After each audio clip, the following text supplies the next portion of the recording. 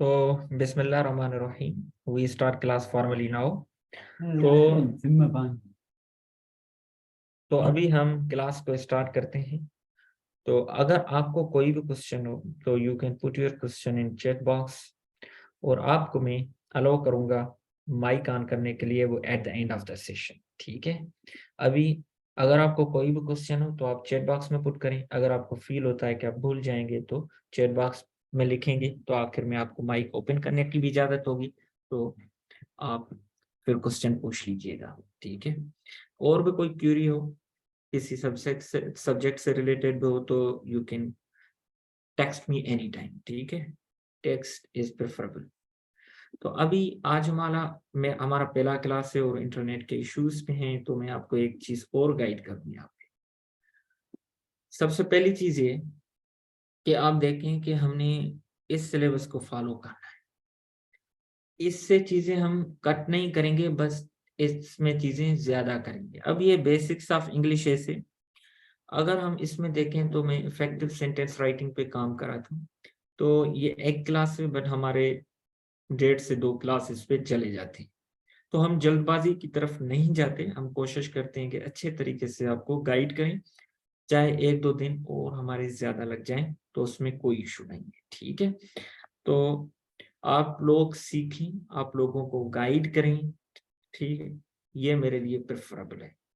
तो अभी हम ये तमाम चीजें हम करेंगे, ये डेली आपको सिलेबस शो भी करूंगा और आपको साथ लेके चलूंगा कि ये चीजें हमने की हुई हैं और ये चीजें हम करेंगे। ठीक है, तो अभी एक चीज और मैं सोच रहा था, जो लोग सीएसएस स्पेशल में अपीयर हो रहे हैं तो उनके लिए अलग में सेपरेट शेड्यूल टाइम चीजें, उनको A to Z guidance provide करने के लिए कोई ऐसा सेटअप बनाऊं ताकि विथ मिनिमल चार्जेस, मतलब फ्यू ₹100, ताकि हम शिफ्ट कर सकें अच्छे एस्पायरेंट्स जो सीरियस हैं और वो एस्पायरेंट्स जो सीरियस नहीं है। ठीक है, 500 पर एस्पायरेंट या 1000 पर एस्पायरेंट से मुझे कोई बेनिफिट नहीं होने वाला। ठीक है, बट ये है कि कुछ ये है कि उन एस्पायरेंट्स के साथ कनेक्ट हूँ who are very sincere with their cause. तो मैं सोच रहा हूँ इंशाल्लाह कल तक इस पे कोई ना कोई डेवलपमेंट करूंगा और आपके साथ। अभी सीएसएस स्पेशल में जो अपीयर हो रहे हैं उन एस्पायरेंट्स के लिए वो बंद पूरा होगा, तो उसके बाद सीएसएस 2024 इवन दाउ मुझे एक एस्पायरेंट भी मिलेगा तो मैं उसको भी लेके जाऊंगा उस तक। ठीक है, ये नहीं कि 50 एस्पायरेंट मिलेंगे तो मुझे एक एस्पायरेंट भी ढंग का मिलेगा तो मैं इससे उसके साथ अटैच्ड हो जाऊंगा। तो ये चीजें माना मेरे लिए नहीं रखती कि एस्पायरेंट है तो मेरा क्या बनेगा, तो डोंट वरी। बाकी इंशाल्लाह हमारा साथ है, ये साथ सिर्फ सीएसएस 2024 तक नहीं है, इंशाल्लाह ये साथ हमारा आपकी डेस्टिनेशन तक आप पहुंचेंगे। मेरी रेस्पॉन्सिबिलिटी फिर खत्म होगी, उसके बाद ये आपकी रेस्पॉन्सिबिलिटी है कनेक्ट होना। बट क्या है कि मैं जबरदस्ती कनेक्ट होऊंगा जब तक आप डेस्टिनेशन पे नहीं पहुंच जाते। हाँ, इंशाल्लाह आपकी डेस्टिनेशन सीएसएस 2024 में ही पूरी हो जाएगी और हमारे लिए और क्या खुशी होगी। तो अब ये बुक है, ये बुक मैंने आपको डेमो सेशन में भी देखा है। अभी अली ने कल से मुझे बुक्स वगैरह का भी पूछ रहा था, तो मैंने उससे कहा कि एक सेशन होने दें, तो उसमें आपको बुक शेयर करना मसला नहीं है, बम्बार्डमेंट आप बुक्स कर सकते हैं, बट ये कि विथ अगर आपको गाइडेंस के साथ बुक दिया जाएगा तो फिर इफेक्टिवनेस ऑफ दैट बुक आपको पता लगेगी। तो अभी आपका कल का होमवर्क जो अभी इस सेशन में है, तो उन सब का जो होमवर्क है, तो अभी एक तो मैं एक और अगर यहाँ पे कोई मेरा एस्पायरेंट जी, अभी यहाँ पे है आसिफ, आपको मैं एक रेस्पॉन्सिबिलिटी देता हूँ, जितने भी नाम इस वक्त ज्वाइंट हैं तो मुझे व्हाट्सएप पे ये नाम लिख के सेंड करें ताकि मुझे आइडिया हो जाए। ठीक है, अब जितने भी हम 32 यहाँ पे, तो इन सब का चाहे आपने की है पहले टेस्ट नहीं की, मुझे कोई कंसर्न नहीं। अगेन आप सबका होमवर्क है कि इसमें ये जो प्री टेस्ट दी हुई है, अगर आपको नहीं मिलती ग्रुप में मैसेज करें, कोई आपका एस्पायरेंट जो यहाँ पे दोस्त वो आपको गाइड करेगा, कोई नहीं करता I am here to rescue you. आपको कोई रेस्पॉन्ड नहीं करेगा ग्रुप में, I am here to give you response. तो डोंट वरी कि कोई रेस्पॉन्स आपको दे, इट्स माय रेस्पॉन्सिबिलिटी। कोई मेरी रेस्पॉन्सिबिलिटी शेयर करेगा तो मुझे खुशी होगी। और क्या चाहिए कि एक हमने टीम बना ली। तो प्री टेस्ट में 100 एमसीक्यूज होंगे, आपने करने हैं, और उसकी नीचे की होगी, आपने चेक करने और मुझे बताने कि सर मेरे इतने एमसीक्यूज 19 आउट ऑफ 100 हुए, मेरे 10 हुए आउट ऑफ 100, मेरे 0 हुए। ग्रुप में बताएं, नहीं बताना चाहते ग्रुप में मुझे टेक्स्ट कर दें। मुझे पता है हो कि ये आसिफ की लेवल है, ठीक है, ये जैद की लेवल है, ये जो है कलवर साहब की लेवल है, ये किसकी लेवल है, तो मुझे आइडिया हो जाए। ठीक, ये दानियाल की लेवल है, तो फिर मुझे पता होगा कि अब इस एस्पायरेंट को यहाँ से उठाना है। ठीक है, उसके बाद आपका अब ये मंडे लेवल 1 में 50 एमसीक्यूज हैं, 50 वर्ड्स हैं। तो ट्यूसडे वाले दिन 10 वर्ड्स याद करने हैं, वेडनेसडे वाले दिन 10 वर्ड्स, थर्सडे वाले दिन 10 वर्ड्स, फ्राइडे वाले दिन 10 वर्ड्स, सैटरडे वाले दिन 10 वर्ड्स। फिर आपने संडे वाले दिन इनकी रिवीजन और टेस्ट करनी है, और इंशाल्लाह मंडे टू मंडे, हर मंडे पे आपकी टेस्ट होगी। इस पे लेवल 1 है, नेक्स्ट मंडे पे लेवल 2 एंड 3 होगी, आपका डबल कर दूंगा हमसे, क्योंकि हम 6 वीक्स हैं तो we have to complete 10 levels. ठीक है, तो अब ये है कि इसमें आपका कोऑपरेशन चाहिए होता है।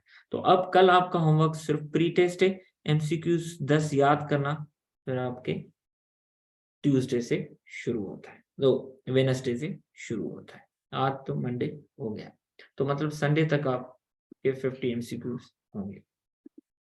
तो ये वोकेबलरी का बुक अभी ग्रुप में चैट बॉक्स में अगर कोई है इस पेरेंट जिसके पास है तो काइंडली वो मुझे बताए कि कौन शेयर करेगा और ये रिस्पॉन्सिबिलिटी उठाएगा, ताकि पता, वरना मैं खुद शेयर कर दूंगा अगर कोई रिस्पॉन्सिबिलिटी नहीं उठाना चाहता।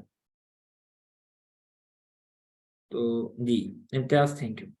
उसके अलावा ये इंग्लिश ग्रामर का बुक है, English grammar in use, Raymond Murphy, 5th edition. ठीक है, तो अगर इस बुक को आप देखें तो ये 5th एडिशन है, इसमें 145 आई थिंक, मुझे एग्जैक्ट नहीं याद, इतने ही लेसन है। अगर डेली आप 5 लेसन करेंगे तो ये 29 डेज में पूरा हो जाएगा, क्योंकि 100 लेसन 20 डेज में और 45 लेसन रिमेनिंग 9 डेज में हो जाएगा।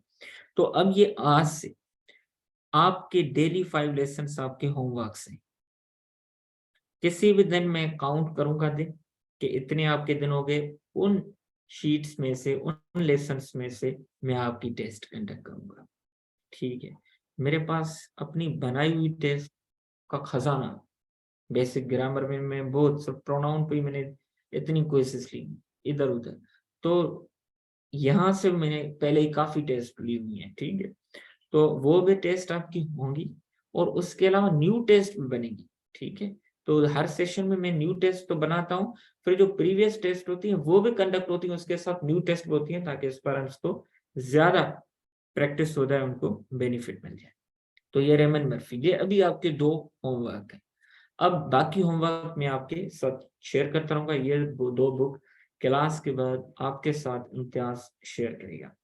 अभी आते हैं हम टेक्निकली ऐसे क्या चीज है। आज पहला लेक्चर है, हम कुछ जनरल बातें भी करेंगे, डायरेक्ट हम क्लास के लेक्चर पे नहीं आएंगे, हम फाउंडेशन भी बिठाएंगे, आपको मौका भी देंगे कि आप क्वेश्चंस जितने आपके जहन में है पहले दिन, क्यूरीज हैं, कोई इश्यूज हैं, कोई मसले मसाले, आप पूछ लें।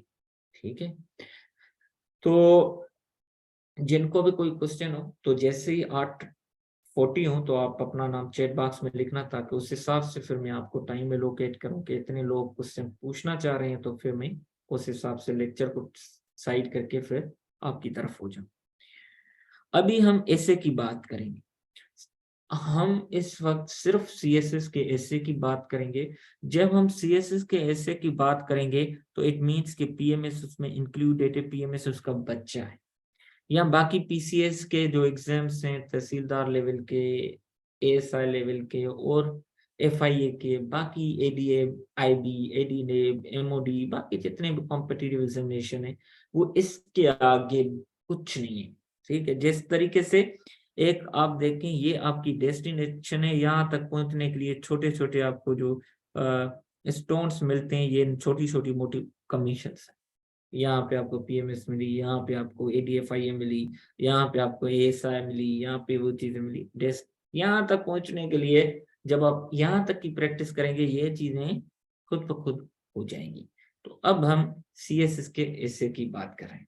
सीएसएस में गालिबन आपको 10 क्वेश्चंस मिलेंगे इंग्लिश एसे में, कम भी मिल सकते हैं, ज्यादा मिल सकते हैं, इसमें कोई फिक्स्ड रूल नहीं।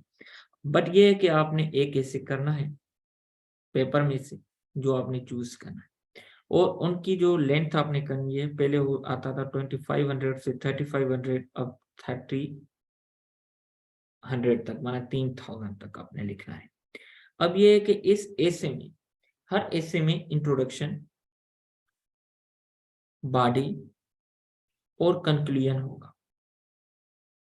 इंट्रोडक्शन क्या करता है कि इंट्रोड्यूस करता है टॉपिक को, बॉडी उस इंट्रोडक्शन में की हुई बातें, किए हुए क्लेम्स को प्रूव करता है। कंक्लूजन जितना भी हमने क्लेम किए, जो प्रूफ है, अब उन प्रूव्ड क्लेम्स को हमने कंक्लूड करना है। No need of further discussion, new discussion की जरूरत नहीं। बट ये है कि सीएसएस के ऐसे में एक और चीज में हम ऐड करते हैं जो बाकी दुनिया के एसेस में नहीं की जाती, आउटलाइन। ये हमारे यहाँ कंपलसरी। इवन जो हमारे पड़ोसी मुल्क है इंडिया, उनके यूपीएससी का जो एग्जाम होता है, जहाँ पे सेम ही हमारे तरह कॉम्पिटिटिव एग्जामिनेशन होता है, उनमें इनके 2 एसेस आई थिंक करने होते हैं छोटे मोटे, और वहां पे आउटलाइन का कोई कंसेप्ट नहीं है। और वहां पे सेम इतने फेल भी नहीं होते, कम मार्क्स होती हैं, तो लोग चाहते हैं कि ज्यादा मार्क्स आ जाए। वहां पे थोड़ा डिफरेंट तरीके का है, but competitive competition is very huge. तो अब ये है कि आपके पास जो मेन कंपोनेंट्स ऑफ एसे हैं वो एक outline, introduction, body and conclusion. दुनिया के हर एकेडमिक एसे उठाएंगे तो ये चीजें आपको मिलेंगी। और ये चीज जो आउटलाइन वाली है, ये हमारे पाकिस्तान के एसे में है, सीएसएस। तो हमने ये लिखनी है, वो चाहे पीएमएस में हो या इधर उधर हो, तो हमने ये चीज रखनी है।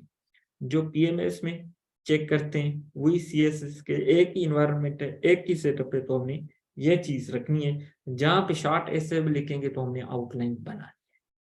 ठीक है, ये मैं आइल्स वगैरह या कोई जीआरई वगैरह के टेस्ट की नहीं, जो हमारे गवर्नमेंट सेक्टर हैं उनकी बात कर रहा हूँ। तो नंबर 1 हम अगर आए तो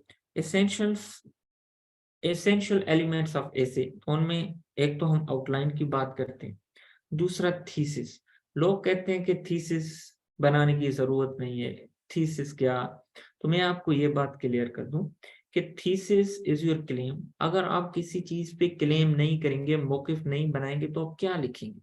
आप कहते हैं global warming is a myth और रियलिटी, मिथ या रियलिटी, इन 2 स्टांस में से एक स्टांस नहीं लेंगे, तो आप क्या प्रूव करेंगे? इट मींस कि thesis is the most important statement of your एसे। ये सेंट्रल पिलर है, इसके बगैर आप कैसे स्ट्रक्चर खड़ा करेंगे? It can't be done. तो आपने ये लिखना है। अब टॉपिक सेंटेंस में वो क्लेम ही होता है, बट थीसिस सेंटेंस और the thesis statement is at essay level, whole essay level पे एक होती है, but topic sentence is at paragraph level. हर पैराग्राफ का एक टॉपिक सेंटेंस होता है, छोटा क्लेम होता है, प्रूव करते हैं उनको, कंक्लूडिंग स्टेटमेंट देके पॉकेट बंद कर लेते हैं। फिर दूसरे पैराग्राफ पे, फिर तीसरे पैराग्राफ पे, फिर चौथे पे, इस तरीके से 18, 20, 22 हम पैराग्राफ लिख लेते हैं। उनके बाद introduction. Introduction is very important. Topic को इंट्रोड्यूस किए बगैर आप किस तरीके से आगे मूव ऑन हो सकते हैं? It can't be done in a manner without writing introduction। तो आपने ये लिखना है। उसके अलावा आपने make your core body sentence. आपने देखो ना, आपने ये चीज तो करनी है ना, बॉडी पैराग्राफ्स लिखे बगैर आप अपने क्लेम्स को किस तरीके से प्रूव करेंगे? ठीक है, तो आपने ये करना है। उसके अलावा कंक्लूजन, तो जो बात आपने की है तो उनको कंक्लूड करना है ना, कंक्लूजन के बगैर तो आपका ऐसे कंप्लीट हो ही नहीं सकता। तो it means you have to write conclusion at any cost, at all cost. तो without writing a conclusion, persuasive conclusion, essay cannot be completed. You cannot claim that you have completed your essay paper without writing a conclusion. it's straight away going to a failure. तो appealing last sentence, तो हम जब conclusion को study करेंगे, 2 parts होते हैं, उसका पहला पार्ट में कंक्लूड करते हैं, सेकंड पार्ट में हम पर्सुएसिव राइटिंग करते हैं। तो वो किस तरीके से होगा, जब हम कंक्लूजन की तरफ आएंगे तो इंशाल्लाह उनको इन डिटेल चीजों को हम जिक्र करेंगे। और 8वीं point, the most important one है, तो मैं repeat, the most important one, keep it simple and to the point, do not go for bombastic like words, do not go behind the jargons, slang, archaic words to impress your reader. Try to express as simple as possible. The beautiful word is actually a right word at the right place. अगर आप वो करते हैं तो it's enough. ठीक है, तो अब हम आगे और भी चीजों को, जो आपके बेसिक क्वेश्चंस हैं जिनको हम फ्रीक्वेंटली आस्क्ड क्वेश्चंस करते हैं, तो अब हम उनको थोड़ा देखते हैं। तो अब आप इसको देखें, ये federal public service commission competitive examination 2020, मतलब हर पेपर में इस तरीके से होता है। तो आप अगर देखें तो ये आपसे टोटल लेंथ कितनी मांग रहा है। तो अगर आप देखें तो कॉम्प्रिहेंसिव, आपने एक तो आउटलाइन बनानी है, ये आपसे डिमांड कर रहा है। दूसरा कह रहा है कि right a comprehensive essay that must be understandable. तो और आपने वर्ड्स की लिमिट भी बता रहा है कि 2500 से 3000 वर्ड्स तक आपने लिखना है। ठीक है,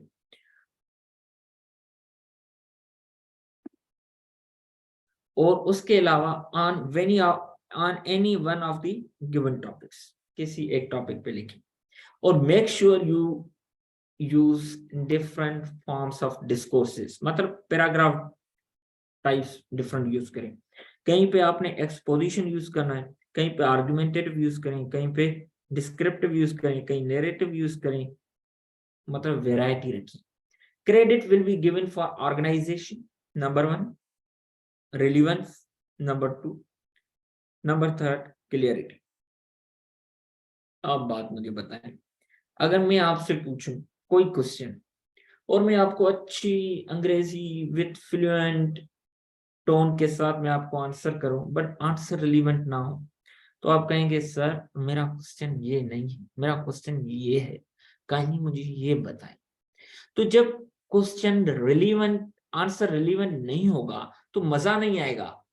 तो वो अगर रेलिवेंट नहीं होगा ना, तो आपको मैं बात बताऊं, जो कहते हैं ना मुझे ऐसे में 10 मार्क्स मिली, 5 मार्क्स मिली, 19 मार्क्स मिली, तो आप आंखें बंद करके उनको बताएं कि आपकी गलती मुझे पता है क्या है, कि आपने इरेलीवेंट लिखा है। अगर आपने रिलेवेंट लिखा हो तो आपको इतना वो ना गिरा था, आपको दर्द जरूर देता, 36 पे देता, 38 पे देता, 32 पे देता, 24 पे ना देता ना। 24 तो मतलब you have become irrelevant during writing your एसे। उसके अलावा के थीसिस हम कहाँ लिखी, इंट्रोडक्शन में लिखी, वहां पे तो होगी, इंट्रोडक्शन में तो हम नहीं लिखेंगे, तो फिर हम कैसे बताएंगे कि भाई मेरा स्टांस क्या है। इंट्रोडक्शन में तो हमें 100% लिखनी है, इस पे तो कोई नहीं है। मैं आपको एक बात बताऊं, हमारे यहाँ 2 फैक्टर्स हैं, एक हैं डिसाइसिव फैक्टर्स और दूसरे हैं ऑप्शनल। अब थीसिस बनाना, थीसिस इंट्रोडक्शन में लिखना is a decisive factor, you have to write it 100%।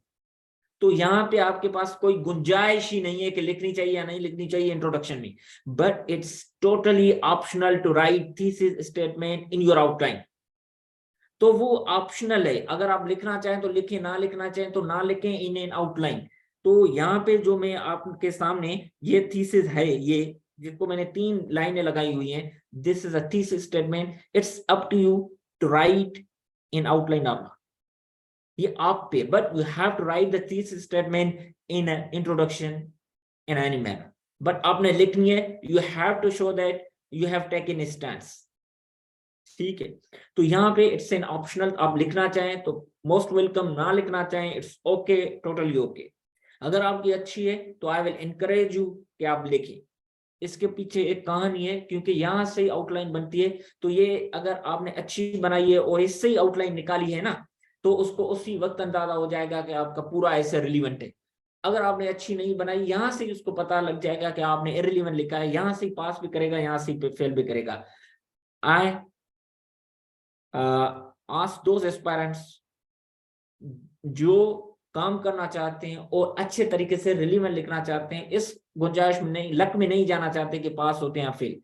अगर वो इस तरीके के हैं एस्पायरेंट्स, वो चाहते हैं क्यों ना हम पास हो, एक सीट है इट्स माइन, 2 सीट्स हैं 1 इज माइन, ठीक है। तो उस तरीके के एस्पायरेंट्स हैं, तो I will encourage them to write your thesis statement in outline. But उसके लिए आपको परफेक्ट थीसिस स्टेटमेंट सीखनी है, उसके बाद प्रैक्टिस करनी है, थर्ड उस पर कमांड हासिल करनी है कि आप अच्छे तरीके से लिख सके किसी भी टॉपिक पे, ठीक है। तो ये ऑप्शनल है। उसके अलावा इंट्रोडक्टरी मार्क दें या ना दें, आप सिंपल वर्ड इंट्रोडक्शन में लिख सकते हैं, आपको कोई कुछ नहीं कहेगा, there is no one to blame you why you have written the word introduction only, ठीक है। तो आप इंट्रोडक्टरी रिमार्क लिख रहे हैं तो फिर कैची लिखें, फिर ढंग का लिखें, ठीक है। काम निकालने वाला ना करें, काम बनाने वाला करें, ठीक है। तो ये नहीं कि बस काम निकल जाए, नहीं नहीं नहीं नहीं, काम बनाने वाला करें। If you want to write an introductory remark, write catchy one जो अट्रैक्ट करे, अपील करे और आपका इंप्रेशन बुरा ना रहे, ठीक है। तो आपने वेफल स्टेटमेंट्स नहीं लिखनी, बस लिखते जा रहे हैं जिनका कोई ना सर है, ना कोई पांव है, ना क्रिएटिविटी है। If you want to write an introductory remark, write creative one, write attractive one, ठीक है, जो टॉपिक के सीने पे हिट करे, ठीक है। जब टॉपिक को मतलब वो एक फ्लेवर दे ना। अब कोविड-19 pandemic bring an end to globalisation, globalisation end होने की बात हो रही है, मैं लिख रहा हूं कि current forecasts call for international flows to start growing again as the pandemic comes under control. तो मैं तो ग्लोबलाइजेशन खत्म ना होने की बात इसमें की है, तो इट मींस कि it reflects to my stance कि मैंने कुछ ना कुछ ऐसा स्टांस लिया है जिसमें ग्लोबलाइजेशन उभरने की बात होगी। तो introductory remark introduce your stance too, ठीक है। तो इसी तरीके से कि क्या कंक्लूडिंग रिमार्क देना चाहिए, it's totally optional, it's up to you, but if you decide to write a concluding remark then write attractive one. हाँ, अगर इंट्रोडक्टरी रिमार्क देते हैं देन राइट कंक्लूडिंग रिमार्क। ये नहीं कि इंट्रोडक्टरी रिमार्क दिया कंक्लूडिंग रिमार्क नहीं, सिंपल कंक्लूजन लिख दिया या इंट्रोडक्शन लिख दिया, अगर यहाँ पे कंक्लूडिंग रिमार्क दिया, I will encourage you to take only a one method, either to write the word introduction and conclusion or the phrase introductory remark and the concluding remark, जो भी कर adopt करें, एक adopt करें। but during the practice we will write introductory remark and concluding remark, क्योंकि introduction word में there is no creativity, आप तो वो किसी भी टाइम पेपर में लिख सकते हैं, but we have to learn, we are here in an incubator, ठीक है, हम इंक्यूबेशन में है ना इस वक्त, तो आपने सीखना है। तो इंट्रोडक्टरी रिमार्क किस तरीके से अच्छा बन सकता है, पहले आप सीखें, कमांड हासिल, उसके बाद आपका डिसीजन है, सिंपल वर्ड इंट्रोडक्शन लिखें या ना लिखें, उसमें तो क्रिएटिविटी नहीं, उसमें तो लर्निंग नहीं है। If you have come here to learn something, तो आपको वो चीजें सिखाई जाएं, ये नहीं कि बस इंट्रोडक्शन देगी और मैं अपना बर्डन ही हटा लूं। कौन सिखाए इनको इंट्रोडक्टरी रिमार्क, कौन सिखाए कंक्लूडिंग रिमार्क, ये चीजें सिखाना, टाइम कंज्यूम करना, सर खपाना, ठीक है। तो आसान काम तो वैसे भी नहीं है, बट ये शौक का काम, शौक के साथ कर रहे हैं, ठीक है। अब कुछ स्लाइड्स पुरानी भी है, जाहिर सी बात है, ये मटेरियल्स, ये करंट अफेयर तो नहीं है, वो हमें जिस तरीके से आईआर पढ़ाता था तो दिन ब दिन जो इवेंट्स होते थे वो ऐड करते थे, that's why I like IR, तो मजा आता था। तो बट ये है कि इसमें कुछ चीजें मैंने ऐड भी की हुई हैं, कुछ चीज आगे ऐड भी करेंगे और चलती भी रहेंगी, ठीक है। बट ये कि ये 10% है जो मैं आपको क्राफ्ट सिखा रहा हूँ, बट 90% इज प्रैक्टिस, तो इसमें आपको प्रैक्टिस करनी होगी। पूरा वीक 7, 8, 9 क्लासेस हमारे क्राफ्ट पे तो जाएंगे, बट उसके बाद हमारी एक्सेसिव जो है प्रैक्टिस सेशन शुरू होंगे और आपने वो करनी है। तो आपको मैं यह बात बताऊं कि जो मैं कहता हूं कि CSS 2024 तक आप freely for essays, precis, comprehension, translation करवा सकते हैं। तो मुझे कल किसी एस्पायरेंट ने और भेजी और उनकी इवेल्युएशन होती है, जिस तरीके से बाकी रजिस्टर्ड इवेल्युएशन के एस्पायरेंट्स की होती है, तो इनकी भी होती है। तो ये नहीं कि सिर्फ वायदा है, तो आप एक एस्पायरेंट रुबाब के नाम से आप उनसे पूछ भी सकते हैं, तो वो प्रीवियस सेशंस में थे। अब ये है कि रिलीवेंस, आपके पास इस वक्त जो करेंसी है वो करेंसी आपके पास मार्क्स की है। आपको हमने रिटर्न की करेंसी 1200 मार्क्स दे दी, 1200 रुपया, मतलब 1200 मार्क्स आपको दे दी। अब आपको कहा कि ये आपके पास 1200 मार्क्स हैं, ये आप ले लें। अब मिसाल के तौर पर यहाँ पे अली है, मैंने उसको 1200 डॉलर्स दिए, ठीक है, मैंने कहा कि $1 इज इक्वल टू 1 मार्क्स, ठीक है। तो अब हर $100 आपका एक सब्जेक्ट का है, आपके पास से पूरे के पूरे हैं, आप गलतियां करेंगे आपसे उतनी ये पैसे लिए जाएंगे। अब आपने गलतियां नहीं करें, गलतियां नहीं करेंगे तो आपके पास ज्यादा करेंसी होगी। अब सबसे पहले आपने अगर इरेलीवेंट लिखेंगे तो आपको क्यों देंगे, आपसे वापस लेंगे, आपने सबसे बड़ी गलती की।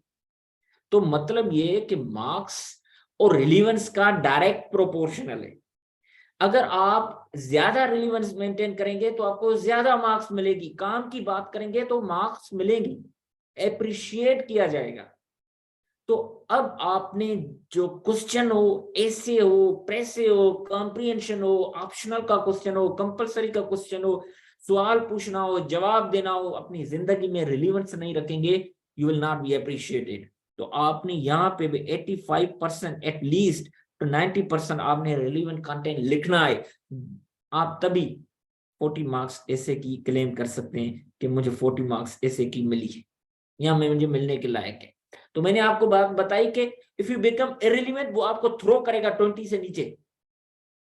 जो लोग कहते हैं ना मुझे 14 मार्क्स दी थी, तो उनको बताएं कि they are facing an issue of irrelevance, तो पहले वो अपनी इररिलेवेंस का मामला खत्म करें, ठीक है। आगे चलते हैं।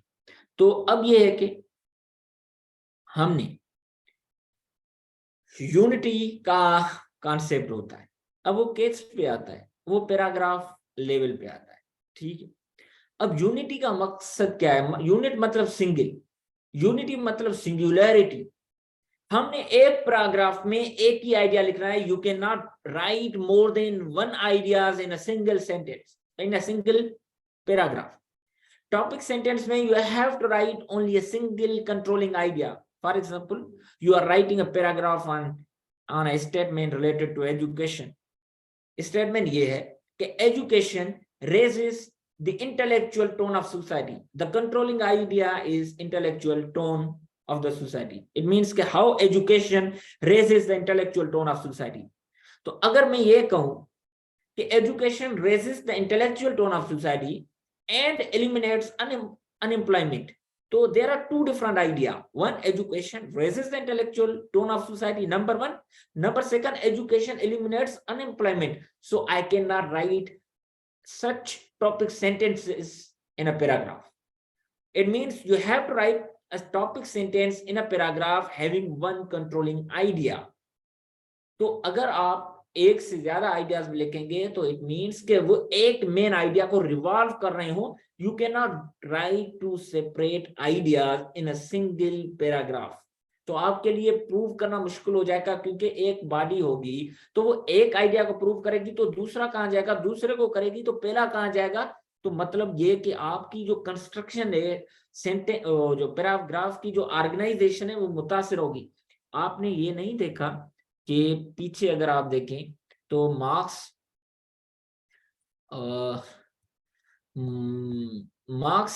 Will be given for organisation. तो ऑर्गेनाइजेशन नहीं होगी तो क्लियरिटी तो पॉसिबल ही नहीं है ना। तो इट मींस के हमने एक एक कंपोनेंट पे इन डिटेल प्रिसाइजली फोकस करना है, ठीक है। उसके अलावा कोहेरेंस, कोहेरेंस मतलब एक बात दूसरी बात से निकली हुई है। इट मींस के कोहेरेंस का अगर हम अपोजिट देखें, there is a digression jumping from one idea to another idea, like our mind do. किस तरीके से करता है, अभी हम सोच रहे होते हैं कि किस तरीके से ऐसे पास करना है, दूसरे में ख्याल आता है कि हमने कब शादी करनी है, तीसरे में ख्याल आता है यार पैसा कमाना, तो पता ही नहीं लगता digression of ideas. But we have to ensure a conscious and cautious effort to maintain coherence. जिस तरीके से एक धागे की निटिंग की से धागे से निटिंग करते हैं, सिलाई करते हैं, इसी तरीके से हमने अपने आइडियाज के अंदर सिलाई करनी है। तो ये देखें इस सांचे को, ये देखिए, ये देखें किस तरीके से ये these are showing create coherence. ठीक है, तो हमने कोहेरेंस मेंटेन करनी है। ये चीजें इन डिटेल तो करेंगे, मैंने आपको कहा है कि आज हम थोड़ी जनरल चीजों को फोकस करेंगे।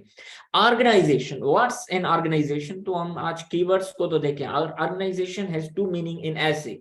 नंबर वन, हमने एक चीज करनी है, the most important and least important. In CSS you have to ensure a hierarchy from the most important to least important. कुछ लोग least important to most important में चलते हैं, but you have to abandon that technique, most important to least important, because we are going through a time constraint in time limited environment. If we give time to the least important ideas, अगर time नहीं बच गया तो फिर तो most important ideas निकल गए, तो मार्क्स चली गई, तो हम तो कहीं के ना रहे, हम तो नहीं होगे वहां, तो पेपर बोल रहा होगा, जो पेपर में होगा, जो दिखेगा, उनकी मार्क्स मिलनी है। तो in organisation you have to write the most important, most relevant paragraphs above and least relevant paragraphs at the below। उसके बीच में उस तरीके से आपने हायरार्की मेंटेन करनी है, नंबर वन। और दूसरा, ऑर्गेनाइजेशन में ये इंश्योर करना है कि कौन सा आइडिया इन पैराग्राफ ऊपर आना चाहिए, एक तो कौन सा पैराग्राफ ऊपर आना चाहिए, इसमें कौन सा, ठीक है, और कौन सा आइडिया ऊपर आना चाहिए पैराग्राफ में, कौन सा नीचे। और तीसरी पॉइंट ये इसमें ही आती है, दूसरी, तो थीसिस स्टेटमेंट बनाते हैं ना कि कौन सा वेरिएबल ऊपर आएगा, कौन सा वेरिएबल नीचे आएगा, तो हमने ये चीजें ऑर्गेनाइजेशन में ही रखनी है। अगर हमारी ऑर्गेनाइजेशन परफेक्ट है तो मार्क्स मिलेंगी, अगर लॉपसाइडेड है तो मार्क्स क्यों देगा, वो नहीं देगा, वो हमसे पैसे वापस ले लेगा जो उसने दिए थे, करेंसी, मार्क्स खत्म हो जाएंगे। तो अब ये है कि आपने टॉपिक्स में से सब टॉपिक्स बनानी है, ठीक है, और इस तरीके से अगर आपने एक टॉपिक के उसके सब टॉपिक बनाएंगे और रिलेवेंट बनाएंगे, इंपॉर्टेंट को ऊपर रखेंगे, अनइम्पॉर्टेंट को नीचे लेके जाएंगे, उस तरीके से हायरार्की बनाएंगे, तो आपको मार्क्स मिलेंगी, अदरवाइज तो नहीं मिलनी ना, वो क्यों देगा आपको मार्क्स। ठीक है, आगे चलते हैं। उसके अलावा हम आते हैं, राइटर का पर्पस क्या है। राइटर कौन है, आप है, ठीक है। एग्जामिनर क्या है, ऑडियंस है, आपका ऑडियंस आपसे ज्यादा काबिल है, वो फॉर्मल ऑडियंस है, ठीक है, जो आप बात करेंगे उसको उस पर कमांड है, और उसको ये उसका इंटेंशन है कि मैं अपने राइटर से मुतमईन ना हूं, ठीक है। तो अब ये है कि आपने उसको फील कराना है कि आपको मैं मुतमईन होके रहूंगा। तो राइटर का पर्पस क्या होना चाहिए कि डिलीवर करे परफेक्ट मैसेज को इन अ परफेक्ट मैनर। तो इट मीन्स कि आपने सोच समझ के मूव होना है। At every point on a land there is a mine. आपने the moment you put your feet on a wrong place, on a wrong point, you are done in the state. तो आपने एक एक step with conscious effort, ठीक है, कदम उठाना है। हम किस तरीके से होगा, इतना सोच समझ के शुरुआत में ही चलते हैं, फिर हमारे मसल मेमोरी का, सबकॉन्शियस माइंड का हिस्सा बन जाएंगे, तो फिर हमें कोई दिक्कत नहीं होगी। डोंट वरी, आपको मैं इंशाल्लाह, आप मेरे साथ सिर्फ ये कोऑपरेट करें, जो मैं आपको काम दूं आप पूरा करें, बाकी मेरा काम है, मैं आपको हजारों बुक पढ़ के कहीं से क्वालिटी मटेरियल लेके मैं आपके साथ बैठूंगा। आप मुझे टाइम दें, ठीक है, आप मुझे टाइम दें, मैं आपसे मुतमईन हो जाऊंगा, ठीक है, मैं आपकी वैल्यूएशन भी करूंगा, मैं अपनी ऑफिस में बैठ के वैल्यूएशन करूंगा आपकी। पर मुझे हर सेशन में लोग मिलते हैं, ठीक है, अच्छे लोग, अगर आप में से मिलेंगे तो हमारा साथ चलेगा, ठीक है। अब आपको यह है कि do not plunge directly into writing without consciously thinking about their purpose और पर्पसेस। तो आपने सोच समझ के, आपका पर्पस क्या होगा उस ऐसे का, तो आपने वो करना है। तो आप खुद से पूछें, who am I writing for, किसके लिए लिख रहे हैं। तो ये तो फंडामेंटल क्वेश्चन है, आप अपने लिए लिख रहे हैं। और उसके साथ साथ अब आपके अपनेपन में एक और चीज छुपी हुई है, वो आपका एग्जामिनर। हकीकत में आप एग्जामिनर के लिख, लिए लिख रहे हैं, लिख तो आप, और उसके भी अंदर एक ही वो आप अपने लिए लिख रहे हैं, क्योंकि पास तो आपने होना है। तो अब देखें, कितना भी कहें कि सीएसएस का दौर नहीं है, वो मजा नहीं रहा, वो डिप्टी कमिश्नर, वो डीपीओ, लोग गालियां देते हैं, अभी भी अगर पाकिस्तान में रहना है तो ये अच्छी नौकरी है, ठीक है। कौन से 7वें ग्रेड में आपको ये गाड़ी, घर, ये चीजें मिलती हैं, ठीक है। जवानी में यही चीजें तो पसंद आती है ना, तो ये मिल जाती है। तो आपने सिर्फ मेहनत करनी। तो ये क्वेश्चन है, ये आपने याद नहीं करने, मैं आपको इसी ये दिखाने का मकसद ये है कि आप इन पे फोकस करें, ये आप अपने दिमाग का बस इनको हिस्सा बना लें, कि आप बताएं कि आपका रीडर कौन है। आपका रीडर एग्जामिनर है, आपका रीडर कोई बच्चा नहीं है, आपका रीडर आपका दोस्त नहीं है, आपका रीडर आपके माँ, भाई, बहन, बेटे, फैमिली मेंबर्स नहीं है, आपका रीडर आपका एग्जामिनर है। आपका उसके साथ relation is very formal, very formal. आप इज नॉट लिखेंगे उसके साथ, इजंट भी नहीं लिखेंगे, ये मजाक भी नहीं करेंगे, आप कॉन्ट्रैक्शन तक नहीं करेंगे। पोजीशन बनाने के पूरे formal rule, each and everything. आप स्लैंग वर्ड नहीं लिखेंगे, आप आर्केक नहीं लिखेंगे, आप डिसअप्रूविंग नहीं लिखेंगे, आप कोई इस तरीके के मजाकी वर्ड नहीं लिखेंगे। You have to maintain that proper formal posture, formal relations with your reader, with your examiner. वो कोई मजाक नहीं है, he is a professor of university, किसी इंग्लिश डिपार्टमेंट का होगा, डीन होगा, वाइस चांसलर होगा, कोई सिंपल लेवल का नहीं होगा। और वो लिबरल माइंड होगा, ये नहीं कंजर्वेटिव नहीं होगा। डोंट थिंक कि वो क्या सोचेगा, नहीं नहीं, वो ऐसे ही लिटरेचर के बंदे होते हैं, they don't think like the people who are very conservative. Is my audience specialised, for example those in my geology lab और मोरजन। तो आप देखें, व्हेन यू आर, ये क्वेश्चन तब आता है कि when you are writing like an essay on global warming, artificial intelligence, तो आपका ऑडियंस स्पेशलाइज नहीं है। You cannot use the jargons of science are related to different specialized subjects. तो आप नहीं यूज कर सकते write known words. आपका चेक कौन करेगा? उत्तम, do not write anything on the screen kindly. तो else you will be removed. तो आपने ये चीज क्या करनी है कि आपने, आपका ऐसे जो चेक करेगा वो आपका इंग्लिश का प्रोफेसर होगा, वो आपकी राइटिंग क्वालिटी को चेक करना चाह रहा है, ठीक है। कंटेंट तो चेक हो रहा है but to a certain level, but आपकी राइटिंग एबिलिटीज को चेक किया जा रहा है। तो आप उसके लिए इतने जॉर्गन्स भी यूज ना करें। What do I know about my audience age, gender, education, को तो आपको पता है।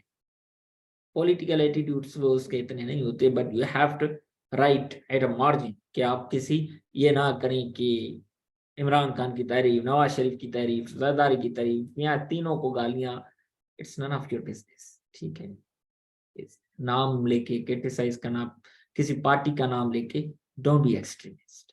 एक्सट्रीमिस्ट की कहीं पे जगह नहीं, ठीक है। What do my readers need to know that I can tell them, तो उनको बस सिंपल मैसेज कि मैं ये बात कर रहा हूँ, आप ये बस सुन, सीधा साधा मैसेज दें। तो आपके will my audience be interested, open minded, resistant, subjective, hostile to what I'm saying, वो ओपन माइंड है। पहली बात, आपने हॉस्टाइल नहीं करना ऐसी बात करके कि वो उनको गुस्सा आ जाए। वो ओपन माइंडेड है, वो आप पे क्रिटिसिज्म आपकी एक्सेप्ट करेंगे, but in a civilised manner. But अगर आप बदतमीजी करेंगे, आप नाम लेके क्रिटिसाइज करेंगे, they will become hard likers, hostile बन जाएंगे। तो आपने स्पेशलाइज्ड लैंग्वेज की भी बात हो गई कि वो आपने यूज नहीं करी। आपने ये कहा कि मैं कंप्यूटर सिस्टम का आर्टिफिशियल इंटेलिजेंस के ऐसे जॉर्गन्स यूज करूंगा कि पता जाएगा, डिक्शनरी खोल के जो है ना टीचर चेक करेगा, वल्लाह वो डिक्शनरी नहीं खोलेगा वो आपका ऐसे बंद कर लेगा, खत्म। व्हाट डू आई वांट, मैं, आप लोग देखते हैं ना कि यार ये भी हो गया, ये इसको तो कुछ ही नहीं आता था, ये हो गया। वो कहते हैं कि यार खुदा की किस्मत, खुदा की देन है, किस्मत की बात है। देखो, हर चीज के पीछे कोई लॉजिक होगी। तो आप देखेंगे वो क्यों पास हुआ, देयर इज समथिंग, ठीक है। तो आप देखेंगे कि उसकी राइटिंग सिंपल थी, इजी टू अंडरस्टैंडेबल थी, ठीक है। आप शुरुआत में बड़े बड़े लंबे लंबे सेंटेंस, सिंपल राइटिंग लगता है मुश्किल काम। What do I want my audience to do as a result of reading my audience, ये है कि भाईजान पास कर ले, और क्या। तो अब ये आपका होमवर्क है। आप देखें, तमीरा सुहेनी मेरा फेवरेट है, मैं कोशिश कर रहा था आज इसको चेंज करूं किसी और से, फिर मैंने नहीं किया। तो तमीरा स्वयं, प्रोफेसर मेरियन, अब लिख रही है प्रोफेसर साहब, अब असाइनमेंट सबमिट करा रही है, आप देखें इसको, रीड करें। कह रही है हेलो मेरियन, मेरियन इसका दोस्त है। आई हैव मिस्ड टू, आई जब भी सिंगल यूज करते हैं, कैपिटलाइज यूज करते हैं किसी दोस्त को, ऐसे लग रहा है व्हाट्सएप टेक्स्ट कर रही है। I have missed 2 classes, so I am missing 2 assignment. To to किस तरीके से ये 2 असाइनमेंट्स लिखा है, सो आई एम मिसिंग, मतलब कामा इससे पहले आएगा। कोई रूल्स नहीं है यार। One was the writing simple, या ये आप किसी प्रोफेसर को कितना भी कूल माइंडेड होगा, वो नहीं आपको रिलीफ देगा। तो अब आपका होमवर्क है प्रोफेसर साहब को, जो आप, या इसने तमीरा ने लिखी हुई है, आप सब तमीरा हैं, और कल मुझे ये फॉर्मल यही वर्ड्स, इसको थोड़ा विथ मिनिमम चेंजेस मुझे सबमिट करानी है टेस्ट। ये आपका होमवर्क है, फॉर्मल टोन में करके। अब 2 स्किल्स हैं जो मैं आपको इंशाल्लाह डिलीवर करूंगा। अब 2 स्किल्स कौन सी है? नंबर 1 क्राफ्ट, वो मैं आपको बताऊंगा कि किस तरीके से आपने इसे बनाना है।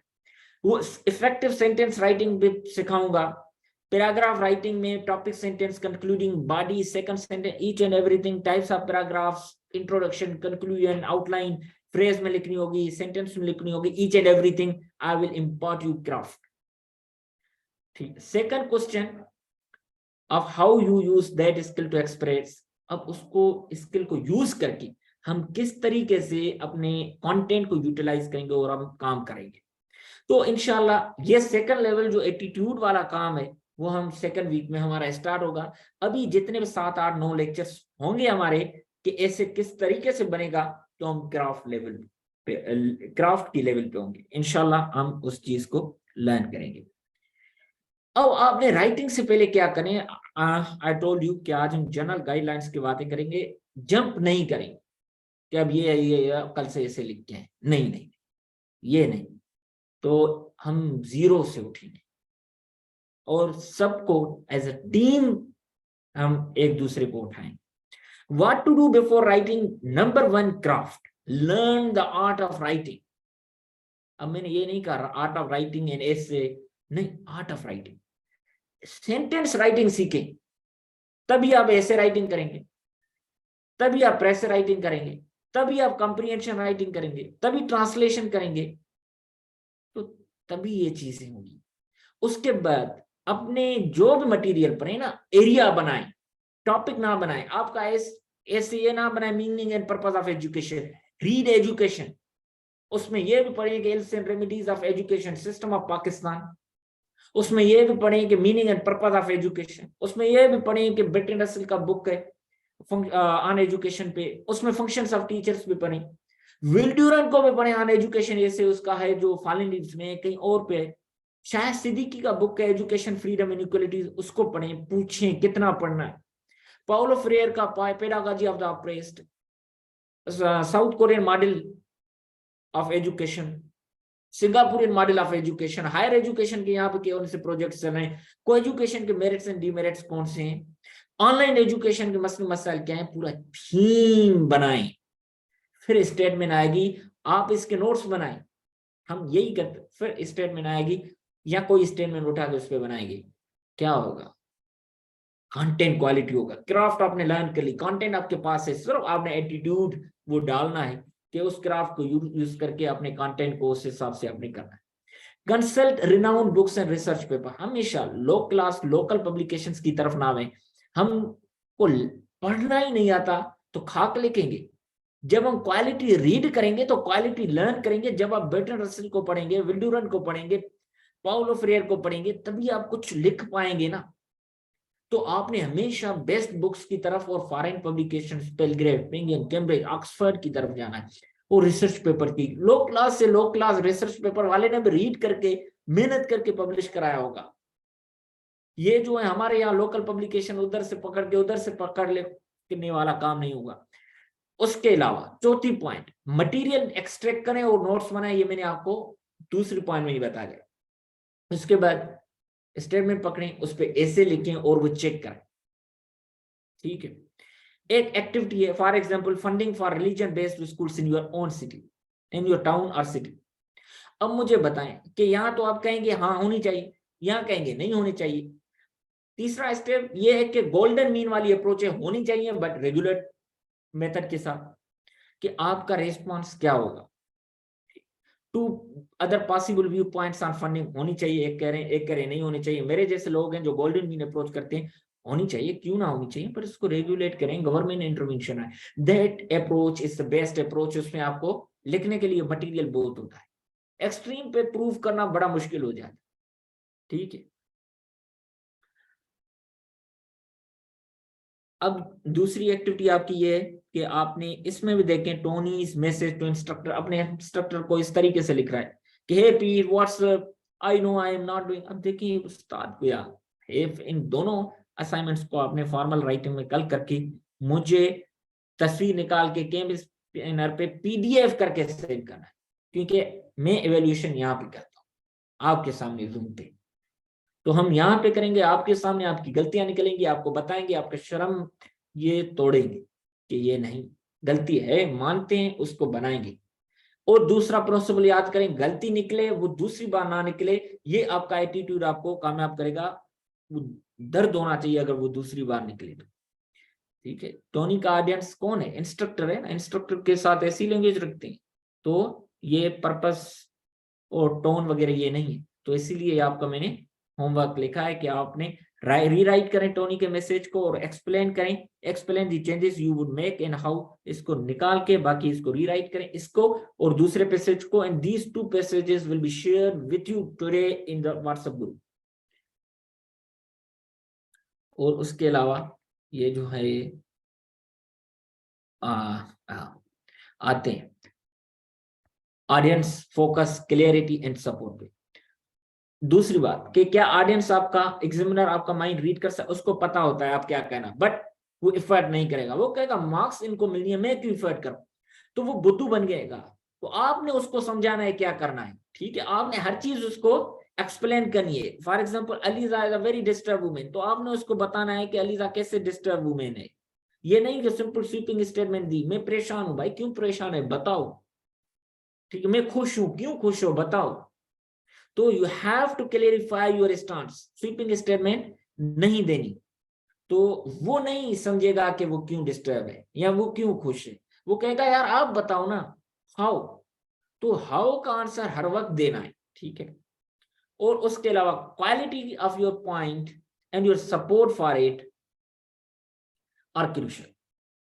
ठीक है, आपने हमेशा, your point is not a spontaneous thought और opinion as it might be. आपको पूरा साल मिलता है, प्रिपेयर करें, पूरे साल के बाद एग्जाम होता है, तो आपने स्पॉन्टेनियस थॉट नहीं लिखनी कि वेफल राइटिंग करें। वेफल राइटिंग पे हम इंशाल्लाह इस बार डिस्कशन आपको खुल के करेंगे, as compared to the previous sessions में हम इतना वेफल राइटिंग की बातें नहीं। इस बार इंशाल्लाह आपको ये भी मैं समझाऊंगा कि किस तरीके से वेफल कंटेंट से बचना है इस पूरे ऐसे में, और स्पेशली इंट्रोडक्शन।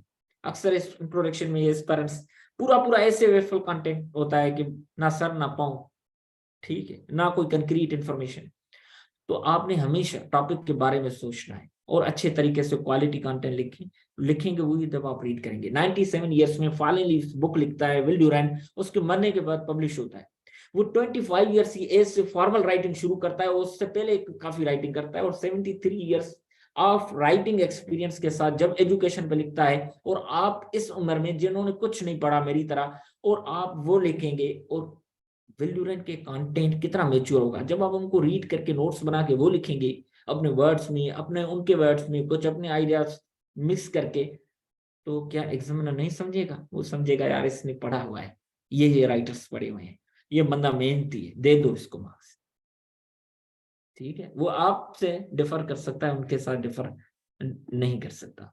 तो इंशाल्लाह कल से हम इफेक्टिव सेंटेंस राइटिंग का काम इन डिटेल, यूनिटी, हमने यूनिटी की आज बात की, but in detail unity, coherence and emphasis, organisation, इनकी बातें हम इंशाल्लाह कल से 8 बजे करेंगे इंशाल्लाह। अगर कोई अभी इस वक्त आपको कोई क्वेश्चन है तो आप पूछ लें।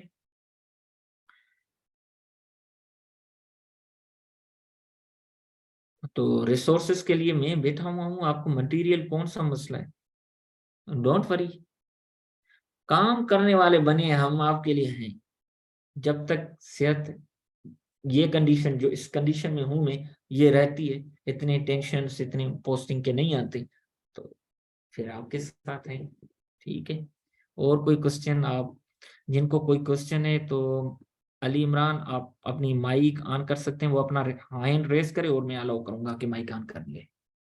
जी Ali Imran, open your mike kindly. Sir, you told us that we should go for thesis statement if we are good at that, ना? तो what about sir introduction and concluding part? आपने इस पे बात की थी, but मुझे वो clearly समझ नहीं आई कि we should write few lines on introduction and concluding portion in our outline or should we avoid it? और second ये कि sir जो case in point हम लिखते हैं, for example we are writing about women, तो उसमें आता है कि why there have been subalternity and marginalization of women. So what are causes? तो इसमें one of the factors is delay of justice ना. तो उसमें हम अगर for example हम case and point लिखते हैं नूर मुकद्दम murder case ना, तो it's been long since this incident took place but still there have been no progress. It's still going on. तो हम इस तरह का case and point outline में mention कर सकते हैं. We should go for it or we should avoid it. Number 1 के इंशाल्लाह अभी आज हमने जनरल बातें की हुई हैं, तो इन डिटेल हम ये चीजें आउटलाइन में वैसे ही पूरा क्लास होगा डिस्कस करेंगे कि केस इन पॉइंट देनी चाहिए नहीं देनी चाहिए, तो ये चीज क्लास तक वेट करें। बाकी आज इंट्रोडक्टरी रिमार्क ये भी आउटलाइन में इन डिटेल बात होगी, बट इसका मैं आंसर कर देता हूँ क्योंकि ये डिस्कशन में आई है। तो इंट्रोडक्टरी रिमार्क देंगे तो अच्छी बात है, बट अच्छा दें, अदरवाइज गुरेज करें, सिंपल। जी Sharman, turn on your mic. बाकी केस इन पॉइंट का इंशाल्लाह हम आउटलाइन में पूरा जिक्र करेंगे, आउटलाइन हमारा बड़ा क्लास होता है। जी Sharvanu, turn on your mike kindly and ask a question. जी सर, मुझे भी इंट्रोडक्टरी रिमार्क पर पूछना था। जैसे आपके जो आपने अपना ऐसे दिखाया उसमें जिस तरह से आपने स्टांस किया है, तो ये काम तो हम तीसरी स्टेटमेंट में करते हैं, तो वो ओवर शर्वानु आपका वॉइस इतना स्लो आ रहा है, I am trying to listen it properly but could not continue. Sir अभी सही आ रहा है? बिल्कुल परफेक्ट। सर मुझे भी इंट्रोडक्टरी रिमार्क के बारे में पूछना था। जैसे आपने अपना ऐसे दिखाया तो उसमें जिस तरह से आपने लिखी है वो ऐसे लग रहा है कि स्टांस दिया है, तो ये काम तो हम थीसिस स्टेटमेंट में करते हैं, तो वो ओवरशैडो नहीं हो जाएगी इससे? नहीं नहीं, वो आपने कोई कंक्रीट फैक्ट दे दें, ये तो मैंने आपको एक दिखाया ना, इससे तो 13 ऐसे 15 ऐसे और भी मेरे, इंशाल्लाह हर ऐसे का मैं आपको फ्लेवर दूंगा। तो बेहतर है कोई कंक्रीट फैक्ट दे दें, डेटा दे दें, स्टार्टलिंग कोई रिपोर्ट दे दें, तो वेल एंड गुड। हम इंट्रोडक्टरी रिमार्क पे तो आएंगे, डोंट वरी, ये आउटलाइन का बड़ा हिस्सा है हमारा। मैं आपको सिर्फ टॉपिक सेंटेंस नहीं, सेकंड सेंटेंस पे पूरे दिन लग जाएंगे हमारे, तो एक एक सेंटेंस पे हम काम करेंगे, वो पूरा मैथमेटिकल फार्मूला बनाएंगे। ठीक है, डोंट वरी फॉर इट। और सर जो इंट्रोडक्शन है वो भी उसी के अकॉर्डिंग ही लिखना है इंट्रोडक्टरी रिमार्क के, या वो? नहीं नहीं, introductory remark is nothing, introduction तो हमने अपनी थीसिस के हिसाब से लिखना है। जी sir, thank you. Okay, Hafiz. If anyone has question, kindly turn on his or her mic. He is more than welcome. He or she is more than welcome.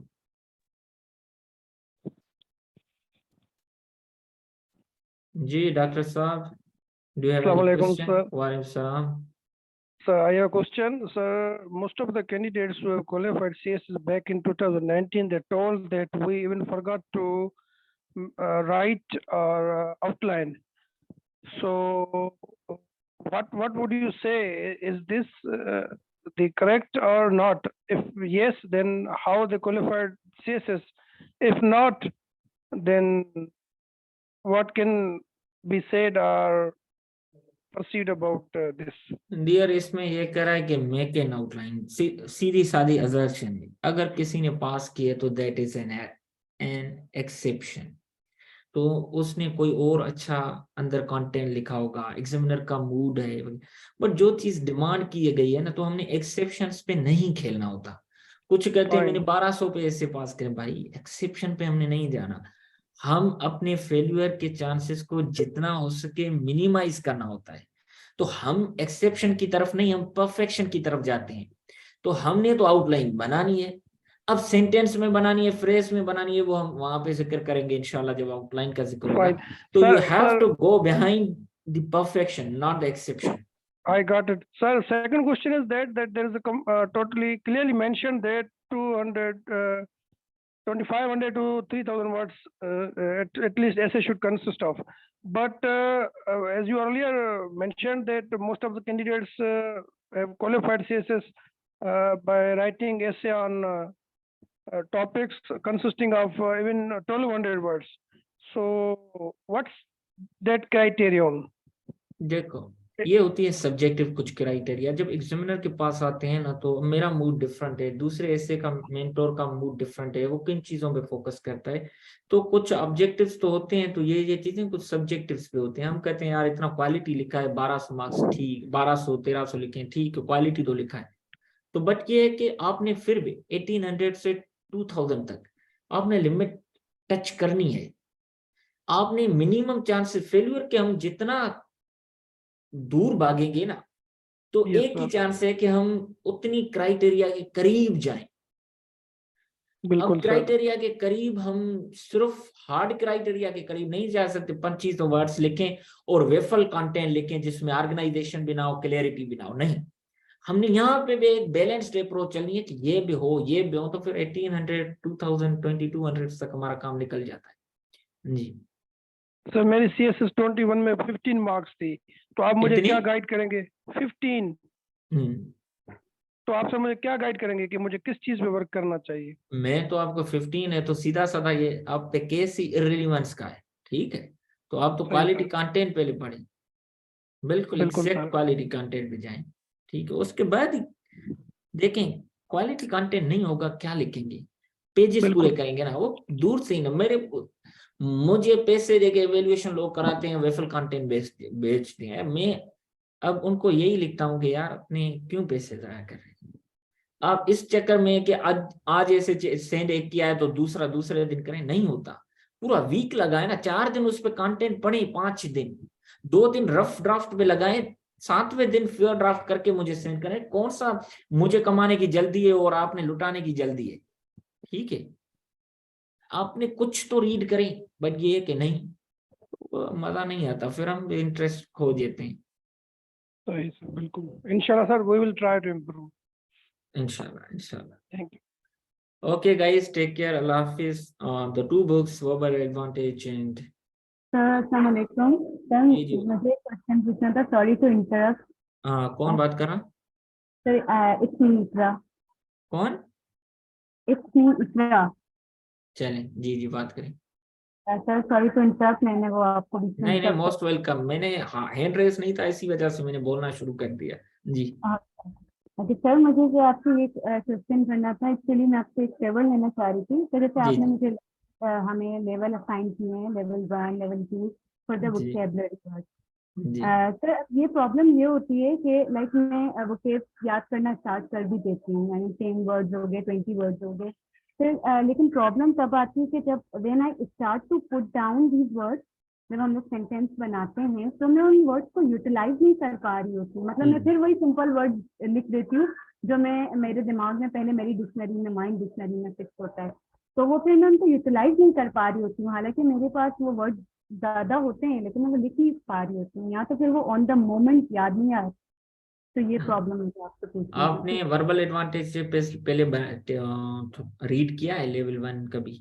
नहीं? No sir, I never been there. तो ये थोड़ा बहुत different है, ये आपका issue काफी resolve करेगा। दूसरा रिजॉल्व इस तरीके से होगा कि आप सुबह डेली डॉन न्यूज़पेपर रीड करें। तो अभी मैंने यहाँ पे डॉन न्यूज़ की शेड्यूल की बात नहीं की, तो अगर एस्पायरेंट्स कहेंगे तो कल हम पूरे दिन के शेड्यूल की भी बात करेंगे। सुबह उठते ही आप जो भी रिलीजियस काम करें, नमाज पढ़ें, कुरान पढ़ें, उसके बाद जो दुनियावी पहला काम करें ना, वो आपने वोकेबलरी वर्बल एडवांटेज रीड करें, दिमाग खुला हुआ। दूसरा काम जो करें ना, डॉन न्यूज़पेपर रीड करें, उसमें ओपिनियन, एडिटोरियल जो आपने वोकेबलरी में पढ़े, तो हो सकता है कोई एक आधा वर्ड लग जाए, तो वहां पे एक यूसेज है। तीसरा काम आपने जब पढ़ाई एंड करें, जो ये टाइम है, अब आप थके हुए हैं, तो आप कहते हैं यार अब क्या करें, कोई ऐसा बुक है, फॉर एग्जांपल ये विजन जो भी है, आपका कंटेंट से रिलेटेड कोई नहीं काम, तो आपने कहा बस बेड पे लेटे हुए टेक दिए हुए रीड करते हैं, तो तीसरा इसमें वर्ड्स आ जाएंगे। तो 3 डायमेंशनल आपकी वोकेबलरी यूज होगी। चौथा काम ये कि आप जो वर्ड्स याद करें, चलते फिरते आप उनको भी अपने सेंटेंसेस में घुसाने की कोशिश करें, मतलब ये ज़हन में बैठे हुए सिर्फ राइटिंग के वक्त नहीं। तो अब 2-3 चीजें इस तरीके से करेंगे ना तो मल्टी डायमेंशनल हो जाएंगी, तो आपकी ये जो वोकेबलरी है ना राइटिंग का पार्ट बन जाएगी। मजे की बात बताऊं तो किसी दौर में हम भी CSS की तैयारी शुरू की कुछ साल पहले, तो एक पुराने नोट से IR के मैं उठा इंटरव्यू के बाद देख रहा था, उसमें एक वर्ड लिखा हुआ था, आप हंसेंगे, इनहिबिट। अच्छा। तो इसकी मैंने मीनिंग निकाली हुई थी कि इसकी मीनिंग क्या है। इनहिबिट उस वक्त मेरे जहन में, मेरे सबकॉन्शियस माइंड में इतना गुस्सा हुआ था, तो मुझे फील हो रहा था कि ये मुझे वर्ड नहीं आता था। तो मतलब आपने ये प्रैक्टिस रीडिंग, और दूसरा जब आप अपने optionals and compulsory quality books से रीड करते हैं ना, तो वहां पे भी आपकी वोकेबलरी यूटिलाइज हो जाती है। अच्छा तो सर, आप अभी क्लास एंड होना, आपने आधा घंटा एक बुक को उठाएं, विल डू रन। मैं इसीलिए सजेस्ट करता हूँ, इतना सर खूबसूरत बुक लिखा हुआ है। वो बहुत डिफिकल्ट लिखते हैं, लाइक उनकी जो कभी कभी उनकी सार्केज्म जो वो कर रहे होते हैं ना, वो समझ ही नहीं आ रही होती कि वो सीधी बात कर रहे हैं कि ये क्रिटिसाइज फॉलन लीव्स उनका बेहतरीन बुक है। मैं बर्टन रसल की बात ही नहीं कर रहा, विल डूरेंट की कर रहा हूं। इसको रीड करें, आधा पेज ही पढ़ें, कोई मसला नहीं, आधा घंटा दें। ये नहीं कि आप आपके आधे घंटे में जितना हुआ, 2 वर्ड हुए, 3 वर्ड हुए, मुझे किसी ने बुला भी लिया ना, आधा घंटा पूरा हो गया, मुझे ज्यादा नहीं करो, यही क्राइटेरिया बने, बट करें। ये बात बताऊं, कंसिस्टेंसी जो है ना बड़ी चीज है। इंटेंसिटी के साथ काम ना करें, आज 5 पेजेस किए, कल 2, परसों 1, फिर गुम नहीं। 10 लाइन करें ना, 10 दिन 10 लाइन पे चलें, फिर 11 पे चलें, फिर 10 दिन 11 लाइनों पे चलें, फिर 10 दिन आगे मूव तो होंगे ना कम से कम। यहाँ से आप क्रेजी बनेंगे अपने गोल के पीछे। Thank you sir.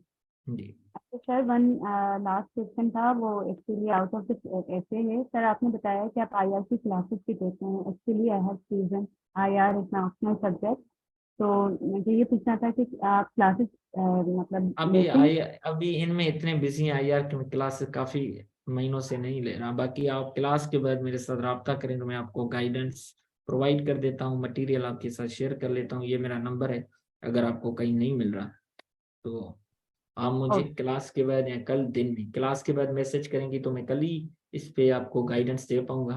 तो कल बताएंगे तो फिर तो मोस्ट वेलकम, तो मैं आपको IR बनवा लूंगा, don't worry. Okay sir, okay, thank you for the okay, अल्लाह हाफिज़। क्वेश्चन। और किसी को कोई क्वेश्चन तो पूछ लें, सर अदरवाइज जी जी सर IR हमारा भी ऑप्शनल्स में है, तो IR के अगर आपके पास कोई मटेरियल है तो आप शेयर कर दें, बाकी डॉक्टर साहब, रटना हमारा काम है। नहीं इंशाल्लाह आपके साथ हैं।